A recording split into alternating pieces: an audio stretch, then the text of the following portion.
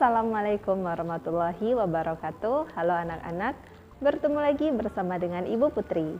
Bagaimana kabar anak-anak pada hari ini? Semoga kita selalu dalam keadaan sehat, sehingga kita lebih semangat untuk melakukan aktivitas pada hari ini, dan tentunya lebih semangat untuk mengikuti pelajaran Ibu pada hari ini. Sebelum kita memulai pelajaran kita pada hari ini, mari bersama-sama kita berdoa menurut agama dan kepercayaan kita masing-masing. Berdoa dimulai.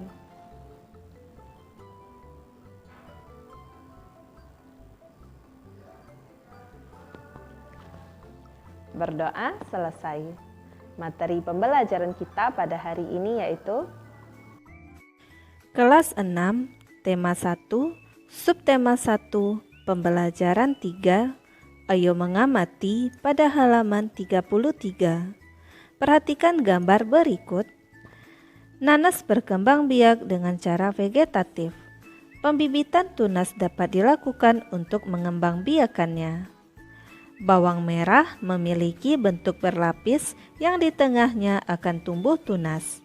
Umbi lapis terdiri atas daun yang tumbuh melapisi batang dan membengkak di dalam tanah. Pohon pisang berkembang biak dengan cara membentuk anak pisangan pohon yang disebut tunas. Beberapa tumbuhan tersebut berkembang biak dengan cara vegetatif. Tahukah kamu yang dimaksud dengan perkembangbiakan secara vegetatif? Perkembangbiakan secara vegetatif adalah cara berkembang biak suatu makhluk hidup yang terjadi tanpa melalui perkawinan. Makhluk hidup baru tumbuh berasal dari induknya. Sekarang, amati gambar berikut ini. Bagaimana cara tanaman tersebut berkembang biak? Carilah informasi dari berbagai sumber, tuliskan hasilnya di bawah ini. Cara tanaman wortel berkembang biak secara vegetatif, yaitu berkembang biak melalui umbi akar yang akarnya membesar, berisi cadangan makanan. Jika umbi ini ditanam bersama dengan pangkal batang, maka akan tumbuh tunas. Tunas tersebut merupakan tumbuhan baru. Perhatikan lingkungan sekolahmu. Catatlah informasi tentang tanaman yang berkembang biak secara vegetatif. Catatlah pada tabel berikut.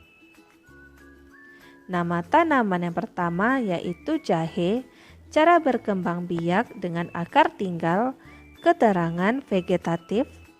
2. Wortel, cara berkembang biak umbi akar, keterangan vegetatif. 3. Singkong, cara berkembang biak dengan umbi batang, keterangan vegetatif. 4. Bawang merah, cara berkembang biak umbi lapis, keterangan vegetatif. Dan pisang, cara berkembang biak tunas, keterangan vegetatif. Tulislah manfaat dari perkembangbiakan secara vegetatif pada kolom di bawah ini. Manfaat perkembangbiakan secara vegetatif yaitu menghasilkan tanaman anakan yang sama persis dengan induknya, lebih cepat dibanding perkembangbiakan generatif, menghasilkan tanaman yang susah tumbuh dari benih, dapat mengendalikan kualitas yang dihasilkan. Tumbuhan sumber kehidupan. Indonesia adalah negara kepulauan yang terletak di garis khatulistiwa Indonesia, memiliki dataran tinggi, dataran rendah, dan perairan. Dataran rendah adalah daratan yang memiliki ketinggian 0 sampai 200 meter di atas permukaan laut. Hampir semua ibu kota provinsi di Indonesia terletak di dataran rendah. Tumbuhan di dataran rendah adalah padi, palawija, dan tebu. Wilayah pantai termasuk dataran rendah. Indonesia memiliki banyak pantai karena negara kita terdiri atas ribuan pulau. Tumbuhan di wilayah pantai adalah kelapa, bakau, dan ganggang.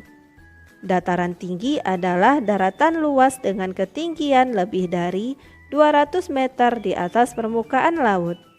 Beberapa dataran tinggi di Indonesia adalah dataran tinggi Dieng di Jawa Tengah, dataran tinggi Malang, dan dataran tinggi Tengger di Jawa Timur. Dataran tinggi Alas di Aceh dan dataran tinggi Bone di Sulawesi Selatan. Jenis tumbuhan di dataran tinggi adalah teh, kopi, cengkeh, buah-buahan, dan sayuran. Dapatkah kamu menemukan jenis tumbuhan lain yang terdapat di dataran tinggi dan dataran rendah? Isilah diagram di bawah ini berdasarkan informasi dan ide pokok dalam bacaan tumbuhan sumber kehidupan. Pada paragraf pertama, Indonesia adalah negara kepulauan. Paragraf kedua, dataran rendah adalah daratan yang memiliki ketinggian 0 sampai 200 meter di atas permukaan laut.